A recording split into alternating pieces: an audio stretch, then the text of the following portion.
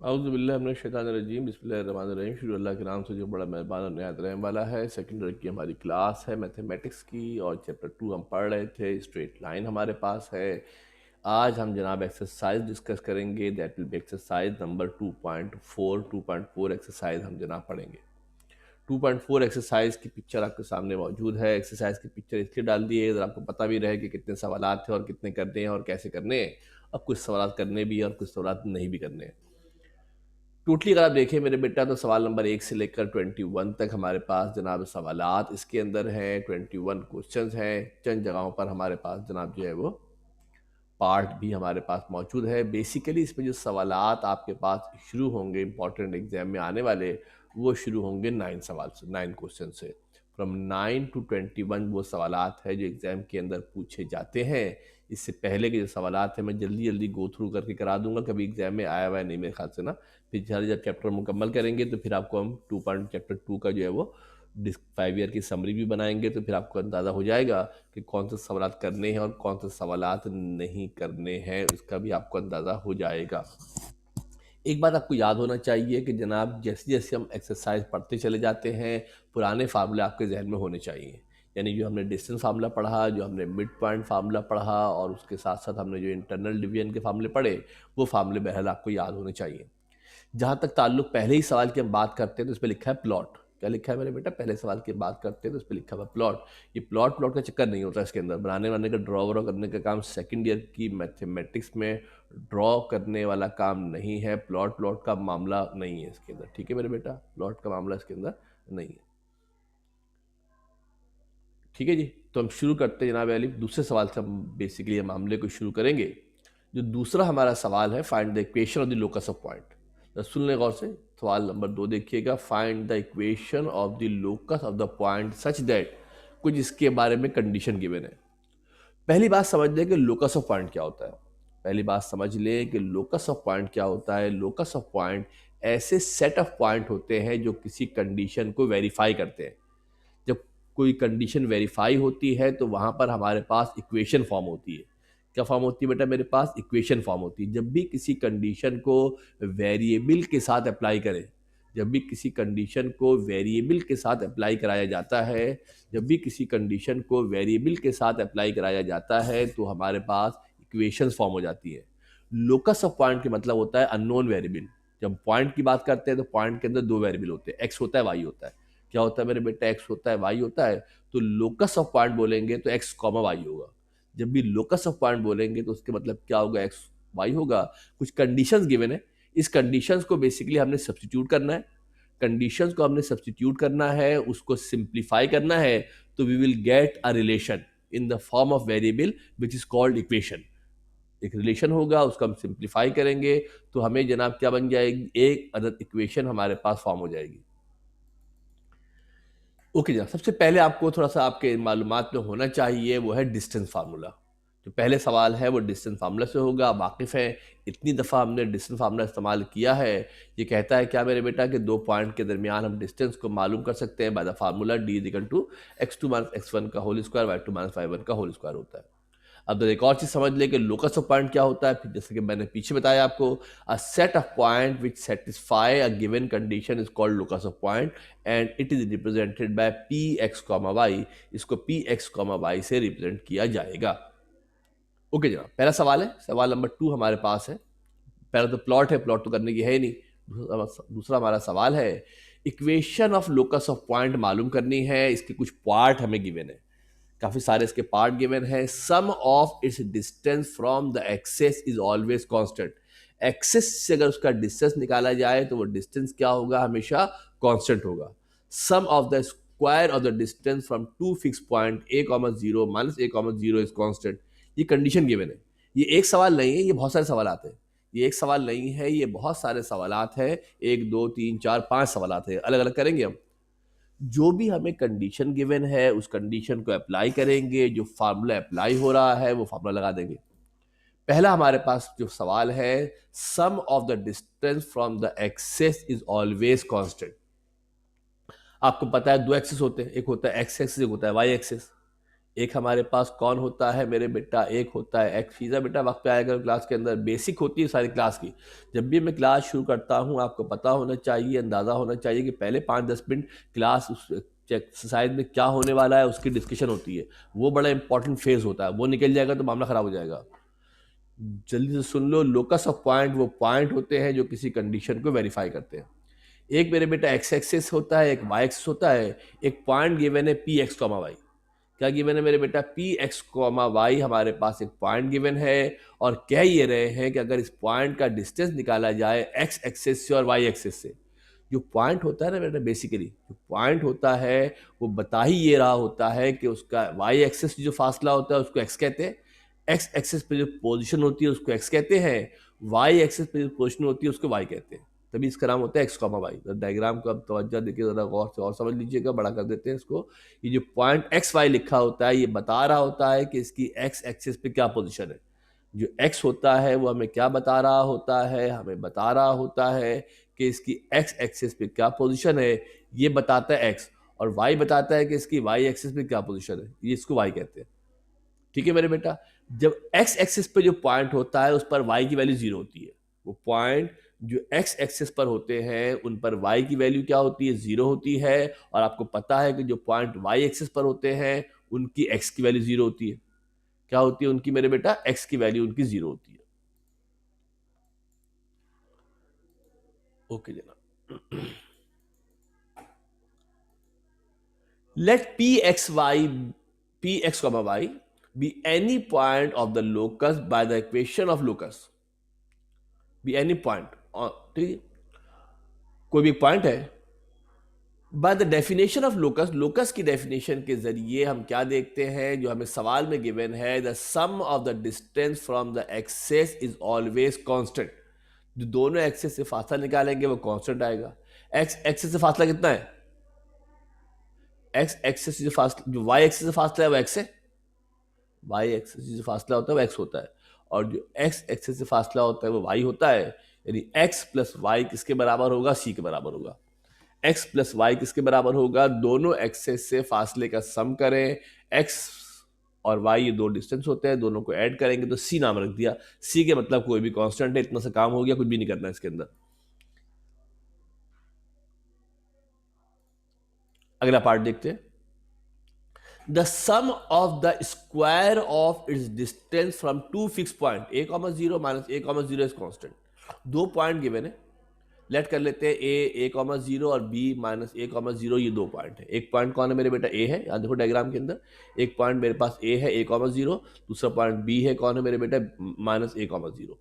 एक point A comma zero है, एक पॉइंट कौन है, माइनस ए कॉमा जीरो है। ठीक है मेरे बेटा, और हमारे पास पी एक्स वाई जो रेड कलर से आपको नजर आ रहा है, पी एक्स कॉमा वाई ये आपका लोकस ऑफ पॉइंट है। पी एक्स कॉमा वाई हमारे पास क्या है, लोकस ऑफ पॉइंट है। क्या रहे हैं आपसे, अगर हम डिस्टेंस निकालें, सम क्या होता है, जमा करना, किसका डिस्टेंस, इन दोनों पॉइंट से इसके फासले के स्क्वायर डिस्टेंस निकालें और उसका स्क्वायर करके ऐड करें, सम करें, तो आंसर हमेशा कांस्टेंट आएगा। यानी क्या कह रहा है, तो देखिए बेटा गौर से देखना, given that sum of the square of its distance from the x from a comma 0 and b minus a comma 0 is constant। यानी क्या कह रहा है, गौर से देखना बेटा, a से लेकर p तक का डिस्टेंस का स्क्वायर करूं और b से लेकर p तक का डिस्टेंस का स्क्वायर करूं तो ये कांस्टेंट आएगा हमेशा। क्या आएगा, ये हमेशा कांस्टेंट आएगा। क्या कांस्टेंट होगा हमें इसकी वैल्यू नहीं पता।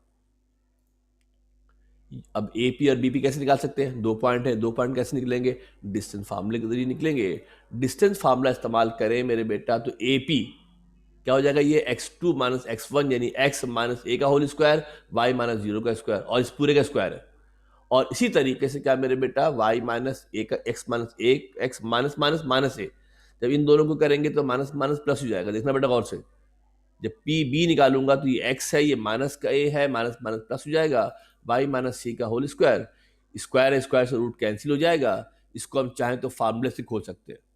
इसको मेरे बेटा तवज्जो दे के देख लो, x माइनस ए को हमने फार्मूले से खोला, ये फार्मूले में खुल गया यहाँ तक। इसी तरीके से जो x प्लस ए था मेरे बेटा उसको भी फार्मूले से खोल सकते हैं। जो x प्लस ए था इसको भी फार्मूले से खोल सकते हैं, इसको फार्मूले से खोलेंगे तो यहाँ सॉरी, इसको फार्मूले से खोलेंगे तो यहाँ से खुलेगा। कुछ चीज़ें अगर कैंसिल हो रही है, कटवट हो रही है, तो कैंसिल कर देना मेरे बेटा, ये फार्मूले से खोला है। तो क्या देखते हो, माइनस का 2ax प्लस का 2ax कैंसिल हो जाएगा और हमारे पास इक्वेशन फॉर्म हो जाएगी। क्या मेरे बेटा, 2x square plus 2y square plus 2a square is equal to c2, चाहे तो कॉमन निकाल ले, हमारा आंसर हो गया। कंडीशन को पुट करना है, सिंप्लीफाई करना है, सिंप्लीफाई करके जो मोस्ट सिंप्लीफाइड फॉर्म होगी वो आपकी इक्वेशन कराएगी। लाइक दैट हमारे पास थर्ड क्वेश्चन है, that is distance from -1, 0 is 3 times is distance from 0, 1। Diagram जरा देखिए गौर से बेटा, एक पॉइंट ए है, एक पॉइंट बी है। ए का नाम रख दिया -1, 0 को ए कह रहे हैं, -1, 0 को ए कह रहे हैं, और 0, 1 का नाम हमने बी रखा है। पी हमारा कौन है, लोकस ऑफ पॉइंट है। पी कौन है बेटा, हमारा लोकस ऑफ पॉइंट है। पी कौन है बेटा, हमारा लोकस ऑफ पॉइंट है, और इसका जो डिस्टेंस होगा किससे, पी से ए और पी से B. Given that its distance from A is 3 times, कितना है मेरे बेटा, 3 times is distance from B. B से डिस्टेंस का 3 टाइम्स है, यानी ए पी किसके बराबर होगा, 3 बी पी के बराबर होगा। जो ए से पी का फासला है किसके बराबर है, 3 बी पी के बराबर है। ए से पी तक का जो डिस्टेंस है वो 3 बीपी के बराबर है। एपी किससे निकालोगे, डिस्टेंस फार्मूला से एपी निकाल लेते हैं, बीपी निकाल लेते हैं। एपी कैसे निकलेगा, x माइनस 1 x प्लस 1 हो जाएगा, x प्लस 1 का होल स्क्वायर, ये क्या हो जाएगा, y माइनस 0 का होल स्क्वायर।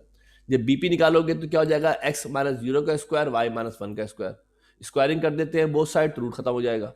स्क्वायरिंग कर देंगे बोथ साइड तो मेरे बेटा रूट हमारा खत्म हो जाएगा, और इसको फार्मूले से खोल लेंगे, a प्लस बी के होल स्क्वायर से खोलें, 3 का स्क्वायर था 9 हो जाएगा, और ये ब्रैकेट के बाहर लिखेंगे। इसको मैंने फार्मूले से खोला तो ये खुलेगा मेरे बेटा, वाई स्क्वायर माइनस का 2y प्लस 1, ये फार्मूले से खुलेगा। और जब मेरे बेटा x प्लस 1 के होल स्क्वायर को खोला जाएगा तो ये फार्मूले से खुलेगा। लाइन से, कलर से इसलिए हाईलाइट कर लो, पहचान लो कि कौन सा फार्मूले से आया। a प्लस बी के होल स्क्वायर से खोला है, किससे खोला है मेरे बेटा, a प्लस बी के होल स्क्वायर से इसको एक्सपेंड किया गया है। बाकी फर्दर इसको बेटा सिंप्लीफाई कर लेंगे, 9 से मल्टीप्लाई कर दिया, इसको तमाम चीज़ों को एक तरफ कर लेंगे और हमारे पास इस तरीके से इक्वेशन फॉर्म हो जाएगी। और अगर थोड़ा सा आपको याद पड़े और थोड़ा सा आप समझे तो ये सर्किल की इक्वेशन है। इसकी इक्वेशन है बेटा, आपने चूंकि पढ़ लिया है तो आपको अंदाजा हो गया है कि एक्स स्क्वायर और वाई स्क्वायर दोनों प्लस के साथ है, दोनों के कोफिशिएंट सेम है, तो it means that it is representing a circle. ये मेरे बेटा एक सर्किल को रिप्रेजेंट कर रहा है। ये हमारे पास फाइनल इक्वेशन बन गई है। 2 यहाँ मल्टीप्लाई हो रहा है, वजह 0 हो जाएगा, इस तरीके से हमारी इक्वेशन फॉर्म हो जाएगी। ठीक है जनाब, ये सब मैं देख लीजिएगा, चूंकि किताब में है, मैं करवा दे रहा हूँ आप लोगों को, जरा शॉर्टकट पे जल्दी लिखवाने की कोशिश कर रहा हूँ। Always equi distance from point this and this, 2 point given है, से इक्वी डिस्टेंस है, यानी कि दोनों से डिस्टेंस बराबर है। एक पॉइंट ए गिवन है, एक पॉइंट पी गिवन है। पी हमारा लोकस ऑफ पॉइंट है। पी कौन है बेटा हमारा, पी हमारा लोकस ऑफ पॉइंट है। जितना डिस्टेंस पी से ए है इतना ही डिस्टेंस पी से बी है। जितना डिस्टेंस पी से ए है इतना ही डिस्टेंस क्या है मेरे बेटा, पी से बी हमारे पास सेम डिस्टेंस है। गिवन दैट इक्वी डिस्टेंस है, कहां से, ए और बी से इक्वी डिस्टेंस है, यानी ए पी का square is equal to B P का स्क्वायर है। अब मैंने स्क्वायर इसलिए लगा दिया, इक्वल है तो स्क्वायर लगा दे, रूट लगा दे, क्या फर्क पड़ता है। जब कोई चीज़ बराबर होती है तो स्क्वायरिंग करेंगे बोथ साइड तो स्क्वायर भी हो जाएगा। यहाँ स्क्वायर ना भी लगाता तो फर्क नहीं पड़ता, मैंने स्क्वायर इसलिए लगा दिया कि डिस्टेंस से ही कैंसिल हो जाएगा, बल्कि यहाँ स्क्वायर लगाने की जरूरत ही नहीं है, गलत लगा दिया मैंने यहाँ पर स्क्वायर। यहाँ पे स्क्वायर गलत लगा हुआ है, स्क्वायर हटा दिया, स्क्वायर नहीं। ए पी किसके बराबर है, बी पी के बराबर है। Using distance formula, distance formula लगा जिस हमने पहले लगाया था, ए माइनस बी माइनस एक्स का होल स्क्वायर, ए प्लस बी माइनस बी का होल स्क्वायर, ये हमने जनाब फार्मूला लगा दिया है। अब यहाँ ज़रा घपलेबाजी वाली बात है, इसको ज़रा हमने थोड़ा 420 से एक्सपेंड किया है। अगर आप गौर से देखेंगे, फार्मूला आपको पता है ए प्लस बी का होल स्क्वायर, फार्मूला आप जानते हो कि इसका 2 टर्म का पता है ना फार्मूला आपको, तो ए प्लस बी का या एक्स प्लस वाई का स्क्वायर, यहाँ पे तो 3 टर्म है।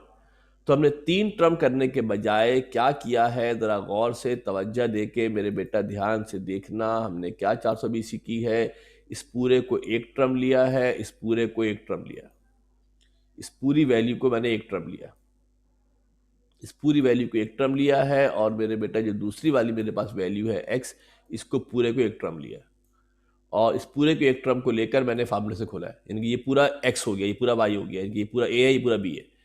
इस पूरे फार्मूले को हमने इसको x लेकर, इसको a लेकर, इसको b लेकर होल स्क्वायर के फार्मूले से खोला है। ये फार्मूला खुला है यहाँ तक, सुनना बेटा गौर से, जो ग्रीन वाला ये पहला वाला फार्मूला खुला है यहाँ तक, ए स्क्वायर यानी ए माइनस बी का स्क्वायर, -2 फार्मूले का, फिर एक्स आ गया, ए माइनस बी आ गया, फिर एक्स का स्क्वायर हो गया। और जो दूसरा वाला हमने मेरे बेटा एक्सपेंड किया है, वो दूसरा वाला एक्सपेंड हुआ है यहाँ तक। बिल्कुल सेम लॉजिक यहाँ इस्तेमाल किए, इस पूरा ए है, ये पूरा बी है। इस तरीके से इसको मेरे बेटा एक्सपेंड किया गया है, थोड़ी सी लॉजिकल है।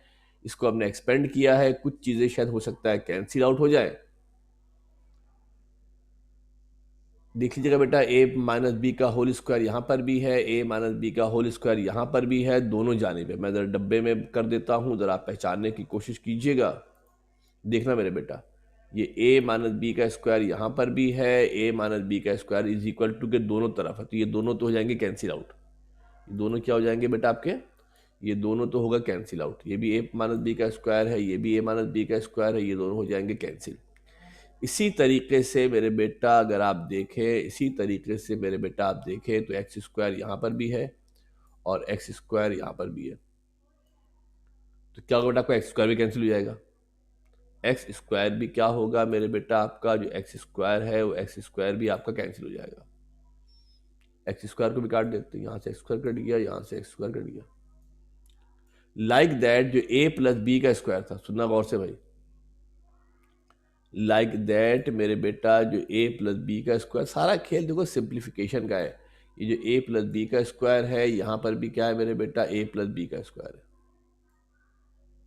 अलग अलग डायग्राम शेप बना दे रहा हूँ ताकि आपको समझने में आसानी हो जाए। जो शेप से पहचान लोगे सर किसकी तरफ इशारा कर रहे हैं, ये दोनों भी हमारे कैंसिल आउट हो जाएंगे। इसी तरीके से बेटा वाई स्क्वायर भी कैंसिल हो जाएगा। इसी तरीके से हमारे पास क्या होगा मेरे बेटा, जो वाई स्क्वायर है, ये देखो एक वाई स्क्वायर ये रहा, एक वाई स्क्वायर ये रहा, एक वाई स्क्वायर ये रहा, दोनों तरफ इजिकल टू के। जब यहाँ जाएगा तो माइनस का हो जाएगा, कैंसिल आउट हो जाएगा। और आखिर में हमारे पास ये चीज़ें बच जाएंगी। इसको ब्रैकेट को मल्टीप्लाई कर लिया है, सिंप्लीफाई कर लिया है, थोड़ा सा सिंप्लीफाई कर लिया है। ये लिखना ना तो लिखोगे तो आपको आइडिया होगा। इसको सिंप्लीफाई कर लिया है, सिंप्लीफाई करेंगे तो आखिर में आंसर आ जाएगा। कॉमन निकाला है, मल्टीप्लाई किया है, कैंसिल आउट हुआ है। बहुत सारी चीज़ें कैंसिल आउट होने के बाद, बहुत सारी चीज़ें कैंसिल आउट होने के बाद जनाब वाली जो है वो चीज़ें हमारे पास जनाब जो है वो निकल आएंगी।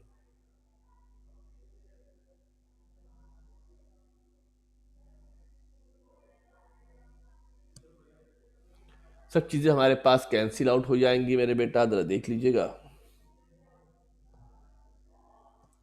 और हमारे पास ये सिर्फ लिख के आएगा बेटा, जब तक लिखोगे नहीं, प्रैक्टिस नहीं करोगे तो मुमकिन नहीं है कि आप इस सवाल को कर सकें। इसी तरीके से मेरे बेटा अगर आप जल्दी जल्दी आगे बढ़ते हैं, इसी तरीके से अब जो नए टॉपिक, एक पार्ट इसके और भी था, वो भी आप ट्राई कर लीजिएगा। 6 पार्ट थे ना, 5 पार्ट थे, कितने पार्ट थे इसके? जो पार्ट हमारे पास थे मेरे ख्याल से कितने पार्ट थे, 5 पार्ट थे। ये अभी नहीं होगा, 5 अभी नहीं होगा, इसलिए 5 का हमने फार्मूला नहीं पढ़ा है। 4 तक मैंने करा दिए, 5वें का फार्मूला अलग है। ये फार्मूला भी हम पढ़ाएंगे तो उसके बाद ये सवाल आपका सॉल्व हो सकेगा, उससे पहले सवाल सॉल्व नहीं होगा। अब एक नई चीज़ करने जा रहे हैं, ज़रा समझिएगा, बहुत इंपॉर्टेंट पार्ट है, ये भी बहुत आपके काम आएगा। और ये इंटरसेप्ट्स क्या होते हैं, इंटरसेप्ट्स ऑफ अ लाइन क्या होते हैं। There are 2 particular points on a line that are easier to locate. किसी भी लाइन के 2 पॉइंट को लोकेट करना बड़ा आसान होता है, एक जो एक्स एक्सिस पर हो, एक जो वाई एक्सिस पर हो। क्यों? जो एक्स एक्सिस पर होगा उसकी वाई की वैल्यू 0 होगी, जो वाई एक्सिस पर होगा उसकी एक्स की वैल्यू 0 होगी। ऐसा होगा नहीं होगा? There are 2 particular points on a line that are easier to locate than most, namely the intersection of the line with x-axis and y-axis, also called intercepts of line। यानी line जहां पर x axis को Y axis को cut करेगी उसका नाम होता है इंटरसेप्ट ऑफ लाइन। क्या कहते हैं उसको मेरे बेटा? उसको इंटरसेप्ट कहा जाता है। और इसको यानी कि एक लाइन बेटा गिवन है, ये एक्सिस है, ऊपर वाला वर्टिकल जो वर्टिकल है ये वाई एक्सिस है, जो हॉरिजॉन्टल एक्स एक्सिस है। एक लाइन इसको कट कर रही है। जब एक एक्स एक्सिस है मेरे बेटा, एक वाई एक्सिस है, एक लाइन इसको कट कर रही है। एक मेरे बेटा कहीं एक्स एक्सिस पे कट करेगी, एक कहीं वाई एक्सिस पे कट करेगी। जहां कट करेगी उसको इंटरसेप्ट कहते हैं। समझ लो बात ध्यान से, गौर से, थोड़ा डायग्राम भी बना देता हूं और आपको आइडिया हो जाएगा। एक मेरे बेटा ये कहाँ कट करती है, एक कट करती है वाई एक्सिस पे, एक कट करती है एक्स एक्सिस पर। जहां पे कट कर रही है इसको कहते हैं इंटरसेप्ट। क्या कहते हैं इसको मेरे बेटे? इंटरसेप्ट कहते हैं। The x intercept is the intersection of the line with x axis। जहां पे लाइन x एक्सिस को कट करती है उसको कहते हैं x intercept. As y is equal to 0, और यहाँ पे y की वैल्यू क्या होगी? 0 होगी। everywhere along the x axis the x axis can be obtained. x axis कैसे मालूम कर सकते हैं, x इंटरसेप्ट कैसे मालूम कर सकते हैं, can be obtained by putting y is equal to 0. y की वैल्यू क्या करें बेटा, अगर 0 पुट कर दें, y की वैल्यू क्या करें बेटा, अगर 0 पुट कर दें तो x इंटरसेप्ट निकल आएगा.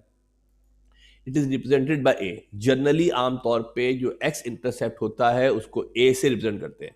किससे करते हैं बेटा, उसको a से करते हैं रिप्रेजेंट. फिर आता है y इंटरसेप्ट. y इंटरसेप्ट क्या होता है, y इंटरसेप्ट क्या होता है, जहां पर लाइन y इंटरसेप्ट एक्सिस को कट करती है, इसका नाम होता है y इंटरसेप्ट. और पूरे y एक्सिस पे आप जानते हो x की वैल्यू 0 होती है. पूरे y एक्सिस पर x की वैल्यू क्या होती है, 0 होती है. इसका मतलब क्या हो गया मेरे बेटा, इसका मतलब क्या हो गया कि y इंटरसेप्ट मालूम करने के लिए हम x की वैल्यू को 0 पुट कर सकते हैं. x की वैल्यू को 0 पुट कर सकते हैं. जहां पर ये कट करेगा, x एक्सिस को जहां कट करता है, एक्स एक्सिस को मेरे बेटा जहां पे कट करता है, जरा सर्किल बड़ा हो गया, इसको छोटा कर देते हैं सर्किल को. ये जहां पे कट कर रहा है इस पॉइंट का नाम होता है, ये पॉइंट A0 होगा. और जहां ये y एक्सिस को मेरे बेटा कट कर रहा है, इस पॉइंट का नाम क्या होगा मेरे बेटा, इसका नाम होगा, ये आपका y इंटरसेप्ट कहलाएगा. ये पॉइंट होगा 0B. नाउ देन एग्जाम्पल देखते हैं कैसे मालूम कर सकते हैं इंटरसेप्ट. इंटरसेप्ट मालूम करने का तरीका क्या होता है, find the X intercept and Y intercept of the line. कोई भी लाइन गिवन है, हमें इससे एक्स इंटरसेप्ट निकालना है, वाई इंटरसेप्ट निकालना है. एक लाइन गिवन है और हमने क्या करना है, इसका एक्स इंटरसेप्ट मालूम करना है, वाई इंटरसेप्ट मालूम करना है. एक्स इंटरसेप्ट मालूम करना होगा तो क्या करोगे मेरे बेटा, पुट कर देंगे वाई की वैल्यू 0. एक्स इंटरसेप्ट निकालना होगा तो वाई की वैल्यू 0 पुट कर देंगे. वाई क्या हो जाएगा, Y is equal to 2x minus 6. Solve for X. जब y की वैल्यू 0 पुट करेंगे, y 0 equal to 2x minus 6, यहाँ से x की वैल्यू निकाल लेंगे. क्या हो जाएगा, माइनस का 6 से जाके प्लस का 6 हो जाएगा और x की वैल्यू आ जाएगी 3. x की वैल्यू क्या आ जाएगी, 3 आ जाएगी, लिहाजा x इंटरसेप्ट 3 हो गया. और जब y इंटरसेप्ट निकालना होगा तो y की वैल्यू तो x की वैल्यू 0 पुट कर देंगे. जब y इंटरसेप्ट निकालना होगा तो x की वैल्यू 0 पुट कर देंगे. सिंप्लीफाई कर देना, y की वैल्यू कितनी आ गई, माइनस 6 आ गई. इस तरीके से इंटरसेप्ट किसी भी मरहले पर कैसी भी इक्वेशन हो, एक्स इंटरसेप्ट निकालना है, वाई 0 पुट करेंगे, वाई इंटरसेप्ट निकालना है, क्या करोगे मेरे बेटा, एक्स 0 पुट करोगे. ठीक है, पक्की बात है, कोई सवाल तो नहीं है. ये छोटी छोटी चीज़ें हैं, ये बाद दफ़ा एमसीक्यूज़ के अंदर ही पूछ लेते हैं. ये बाद दफ़ा एमसीक्यूज़ के अंदर भी पूछ लेते हैं. इक्वेशन दे देंगे, बोलेंगे एक्स इंटरसेप्ट डैश है, तो आपको रफ में सॉल्व करके सवाल करना पड़ेगा. नाउ देन क्वेश्चन नंबर 4 है, एक्सरसाइज का सवाल है. Find the X and the Y intercept of the following. कुछ इक्वेशन गिवन है, एक 6 पार्ट है. 6 पार्ट हमारे पास गिवन है और हमने क्या करना है मेरे बेटा, एक्स इंटरसेप्ट निकालना है, वाई इंटरसेप्ट निकालना है. क्या निकालना है मेरे बेटा, एक्स इंटरसेप्ट निकालना है, वाई इंटरसेप्ट निकालना है. बहुत आसान तरीका आपको मैंने सिखा दिया है. एक्स इंटरसेप्ट निकालना होगा तो वाई की वैल्यू 0 पुट कर देंगे. पहला पार्ट है, वाई 0 पुट कर दो, सिंप्लीफाई कर दो, एक्स निकल आएगा. तो इतना छोटा सा काम ही तो आप करते रहे हो, इससे कहीं ज़्यादा बड़े बड़े काम करते रहे आप. और जब y की वैल्यू 0 पुट कर देंगे, x की वैल्यू 0 पुट कर देंगे तो y इंटरसेप्ट निकल आएगा. जो अगला पार्ट है इसका भी सवाल आपको गिवन है. थर्ड पार्ट है, ये भी गिवन है, देख ले बेटा गौर से. थर्ड पार्ट है, ये भी आपके पास गिवन है. फोर्थ पार्ट है, ये भी देख लीजिएगा आप मेरे बेटा.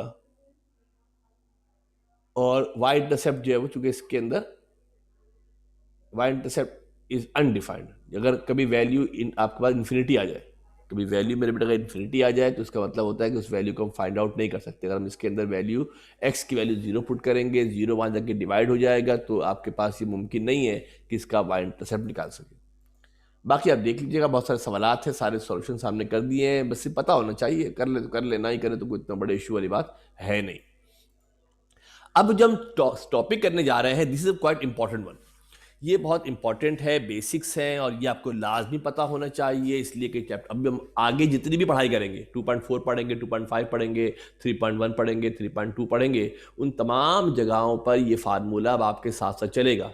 जिस तरीके से डिस्टेंस फार्मूला कभी भी कहीं भी किसी भी वक्त आ जाता है, जिस तरीके से डिस्टेंस फार्मूला कभी भी कहीं भी किसी भी वक्त आपके पास आ जाता है, उसी तरीके से ये स्लोप के फार्मूले भी आपके साथ बहुत लंबे अरसे तक चलेंगे. स्लोप का एक और नाम होता है ग्रेडियंट. स्लोप का एक और नाम क्या होता है मेरे बेटा, इसको ग्रेडियंट भी कहा जाता है. और ये क्या होता है जरा सुन ले गौर से, डेफिनेशन क्या होती है इसकी. जब द ट्रिग्नोमेट्रिक रेशियो, एक होता है ना sine theta, cos theta, tan theta, नाम सुनोगे आपने, ट्रिग्नोमेट्रिक रेशियो कहते हैं इसको. एक साइन थीटा होता है, कॉस थीटा होता है, एक टेन थीटा होता है. जो टेन थीटा होता है ना, उस एंगल का जो कोई लाइन एक्स एक्सिस से बनाती है, कोई लाइन एक्स एक्सिस से जो एंगल बनाती है, कोई लाइन एक्स एक्सिस से जो एंगल बनाती है, उसके अगर हम टेंजेंट की वैल्यू को मालूम करें, किसकी वैल्यू को मालूम करें, टेंजेंट, यानी कि टेंजेंट थीटा मालूम करें, तो उसका नाम होता है स्लोप ऑफ लाइन। और इसको रिप्रेजेंट करेंगे एम से। आगे कभी भी कहीं भी एम आएगा तो वो क्या होगा, आपका स्लोप होगा। एम कहीं भी आएगा तो क्या होगा मेरे बेटा, स्लोप होगा।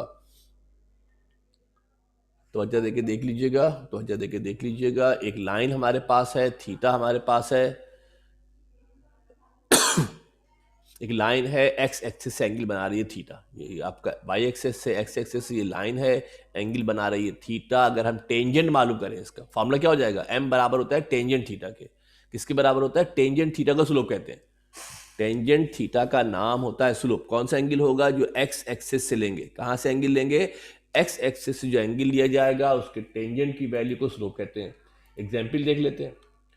Find the slope of a line making an angle of 60 degree with x axis. First करें आपको एंगल गिवन है, स्लोप मालूम करना है, तो कैसे निकालोगे बेटा, M is equal to tangent 60। Slope का फार्मूला सिंपल सा है, क्या होगा, स्लोप किसके बराबर होगा, टेंजेंट 60 के बराबर हो जाएगा। टेंजेंट 60 की वैल्यू कैलकुलेटर से निकाल लोगे, याद है तो अच्छी बात है, √3। कितनी वैल्यू आएगी मेरे बेटा, √3 जनाब आली इसकी वैल्यू आ जाएगी। एम बराबर होगा टेंजेंट ऑफ थीटा के, थीटा की वैल्यू 60 डिग्री है, टेंजेंट √3 के बराबर हो जाएगा।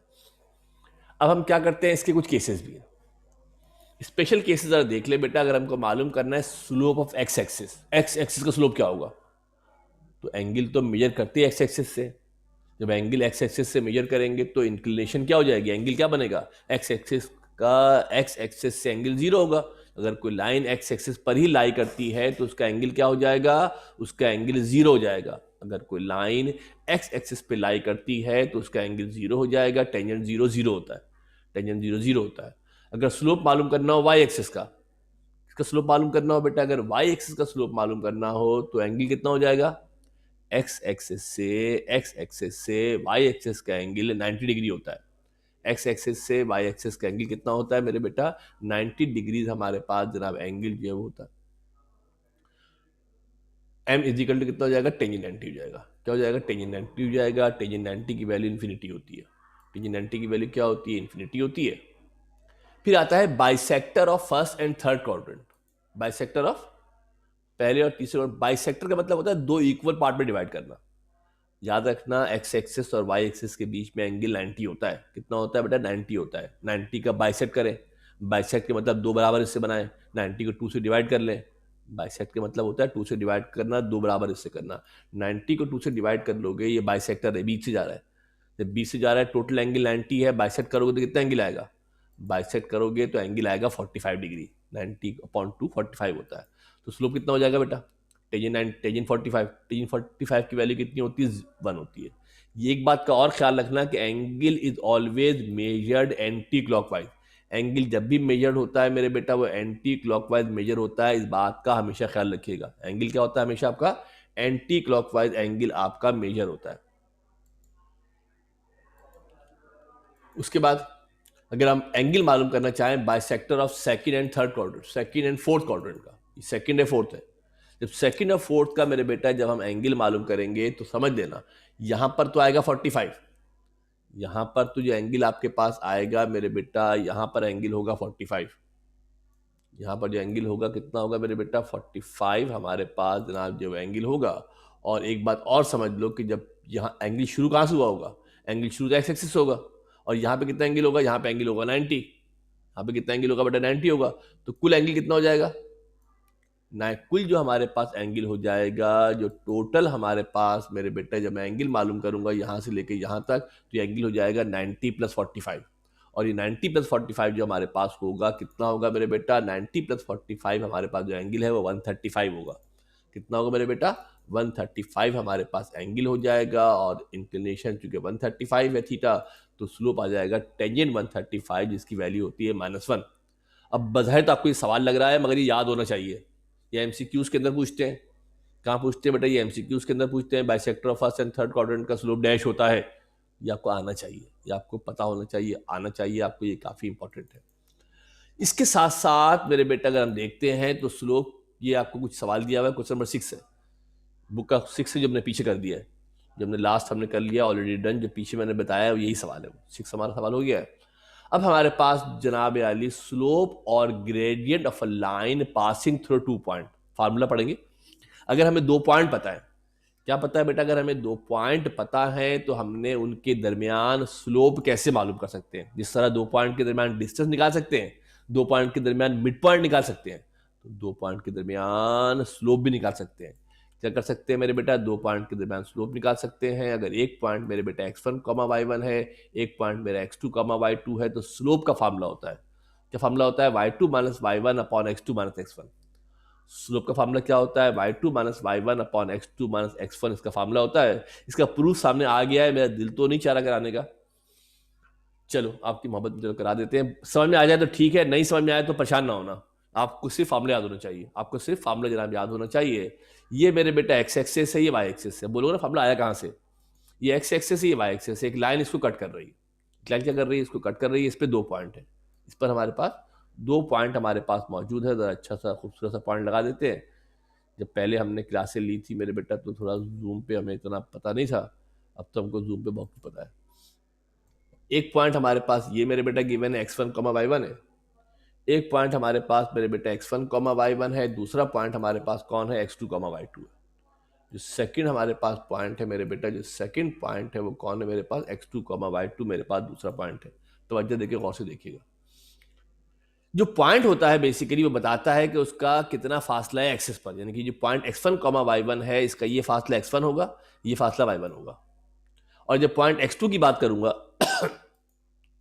तो इसका जो हॉरिजॉन्टल डिस्टेंस है x2 होगा, और जो वर्टिकल डिस्टेंस है, जो बीच का फासला क्या बन जाएगा, यहां तक का जो फासला था, तवज्जो देके मेरे बेटा गौर से देखना, ये जो टोटल फासला था x2 था, यहाँ तक x1 था, तो बीच का फासला क्या हो जाएगा, x2 माइनस x1 हो जाएगा।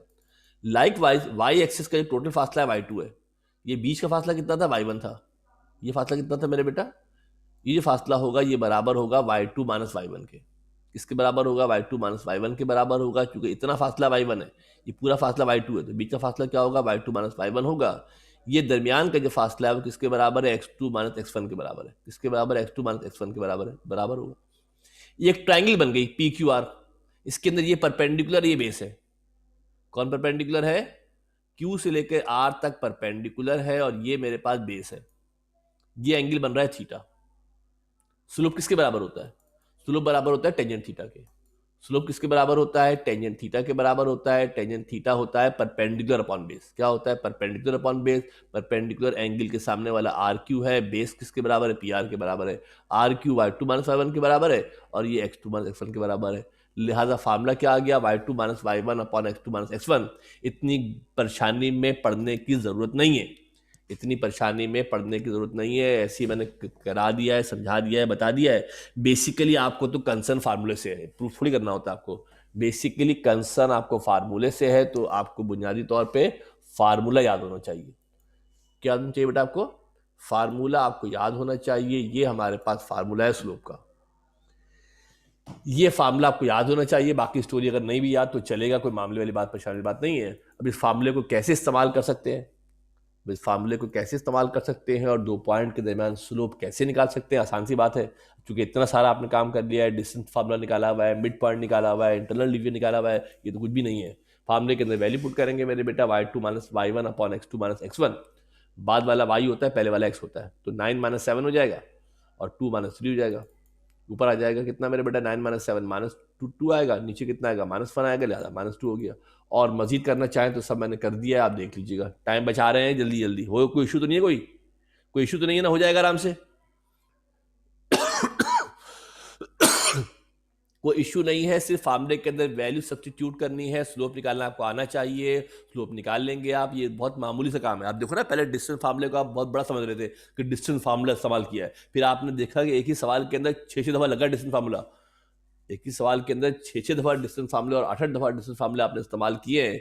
इसी तरीके से जो स्लोप का फार्मूला है, ये तो बेसिक फार्मूला है, और एक ही सवाल में ये फार्मूला कई कई मरतबा भी इस्तेमाल हो सकता है। तो ये आपको सवाल जनाब आना चाहिए। इसके बाद मेरे बेटा कुछ प्रॉपर्टीज है, क्या है मेरे बेटा, कुछ प्रॉपर्टीज है स्लोप की। Parallel and perpendicular pair of lines, जब हम लाइनों की बात करते हैं, या तो दो लाइनें एक दूसरे के पैरेलल होती हैं, या दो लाइनें एक दूसरे के परपेंडिकुलर होती हैं। सुनना जरा गौर से। जब दो लाइनें एक दूसरे के पैरेलल होती है ना, तो उनके एंगल भी सेम होंगे। भाई जब पैरेलल लाइनें एक्स एक्सिस को कट कर रही हैं, या आपने थ्योरम पढ़े होंगे मैट्रिक क्लास के अंदर, जब पैरेलल लाइनें कोई लाइन कट करती है तो उसके एंगल बराबर बनते हैं, उसके एंगल इक्वल होते हैं, एंगल सेम होते हैं। दो पैरेलल लाइनें अगर कट कर रही हैं तो उनके एंगल सेम होंगे, और एंगल से ताल्लुक होता है स्लोप का, क्योंकि स्लोप तो होता है टेंजेंट थीटा। जब एंगल सेम होगा तो टेंजेंट थीटा सेम होगा, टेंजेंट थीटा सेम होगा तो स्लोप बराबर होगा। पहले के स्लोप को m1 बोले, दूसरे को m2 बोले, तो बेटा m1 टेंजेंट थीटा होगा, m2 भी टेंजेंट थीटा होगा। दूसरे अल्फाज में m1 और m2 बराबर होंगे। उसके बाद क्या है मेरे बेटा कि अगर दो लाइनें परपेंडिकुलर हो तो उनके स्लोप का प्रोडक्ट होता है -1। अगर दो लाइनें परपेंडिकुलर हो, तो उनके स्लोप्स का प्रोडक्ट होता है -1, यानी m1 into m2 is equal to होता है -1। m1 into m2 is equal to होता है -1। यहाँ से m2 क्या हो जाएगा, -1/m1 हो जाएगा। यानी अगर आपको बता दें कि दो लाइनें पैरेलल है, अगर आपको बता दें कि दो लाइनें मेरे बेटा पैरेलल है, आपको बता दें, और एक का स्लोप पता है तो दूसरे का भी पता है, दोनों बराबर होंगे। और अगर ये कहते हैं कि दो लाइनें परपेंडिकुलर है, अगर आपसे ये कह दें कि दो लाइनें परपेंडिकुलर है मेरे बेटा, तो हम क्या करेंगे, एक का स्लोप अगर पता है तो दूसरे के स्लोप को मालूम कर सकते हैं m1 into m2 is equal to -1 की मदद से। m1 into m2 is equal to -1 की मदद से स्लोप मालूम कर सकते हैं। इसका भी प्रूफ देख ले, जरूरत तो नहीं है, फिर भी देख ले प्रूफ। आप एक लाइन है उसका एंगल थीटा है, एक और लाइन है जो कि पहले वाले के साथ एंगल बना रही है थीटा, लिहाजा कुल एंगल कितना हो जाएगा, 90 प्लस थीटा। कुल एंगल क्या हो जाएगा इसका, अगर हम एक्स एक्सेस से इसका एंगल निकालें, सुनना बेटा गौर से, अगर हम इसका टोटल मेरे बेटा एंगल फाइंड आउट करें, अगर इसका टोटल एंगल मालूम करें, कहाँ से कहाँ तक मेरे बेटा, ये जो एंगल था यहाँ से यहाँ तक जो एंगल है वो कितना है, थीटा है। और अगर यहाँ से यहाँ एंगल निकालेंगे तो कितना है बेटा, ये 90 प्लस थीटा होगा। इसलिए कि दोनों लाइनें परपेंडिकुलर है, परपेंडिकुलर होने के मतलब है कि एंगल 90 होता है। ये m1 है, ये m2 है। m1 किसके बराबर होगा, टेंजेंट थीटा के बराबर होगा। m1 किसके बराबर होगा, टेंजेंट थीटा के बराबर होगा। m2 किसके बराबर होगा, टेंजेंट 90 प्लस थीटा के बराबर होगा, क्योंकि m2 का जो एंगल है वो 90 प्लस थीटा है। जो m2 का एंगल है कितना है, वो 90 प्लस थीटा हमारे पास जरा एंगल है। एक फार्मूला होता है, इसको लिख सकते हैं sine theta upon cos theta. Tangent theta किसके बराबर होता है, sine theta upon cos theta के बराबर होता है। Sine 90 plus theta, cos 90 plus theta. शायद याद पड़ता हो, मैथ फर्स्ट ईयर में फार्मूले पढ़े थे, sine alpha plus beta, cos alpha plus beta. अगर इन फार्मूलों को इस्तेमाल करें, sine alpha cos beta, cos alpha sign beta, और कॉस का फार्मूला होता है cos alpha cos beta plus sine alpha sign beta, minus plus होगा तो माइनस आता है। और साइन 90 की वैल्यू 1 होती है, कॉस 90 की वैल्यू 0 होती है। जब ये सारी वैल्यू पुट करेंगे तो आखिर में आ जाएगा cos theta upon minus sine theta. क्या आ जाएगा, कॉस थीटा अपॉन माइनस का साइन थीटा आ जाएगा। क्या आ जाएगा, कॉस थीटा अपॉन माइनस का साइन थीटा आ जाएगा। जो cos theta upon sine theta होता है,